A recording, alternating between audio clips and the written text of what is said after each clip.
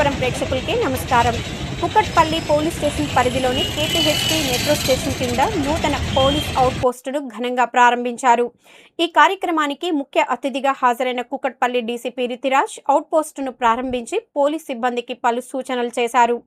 ఈ సందర్భంగా డీసీపీ రితిరాజ్ మాట్లాడుతూ కూకట్పల్లి కేపీహెచ్బీ పోలీస్ స్టేషన్ల పరిధిలోని జాతీయ రహదారిపై ప్రజల నుంచి ఇటీవల వచ్చిన ఫిర్యాదులు, ట్రాఫిక్ సమస్యలు, భద్రతా అంశాలను పరిగణలోకి తీసుకొని ఈ అవుట్ పోస్టును ఏర్పాటు చేసినట్లు తెలిపారు. రద్దీగా ఉండే ఈ ప్రాంతంలో పోలీసుల నిరంతర పర్యవేక్షణ అవసరమని భావించి ప్రత్యేకంగా ఈ కేంద్రాన్ని ఏర్పాటు చేశామని చెప్పారు.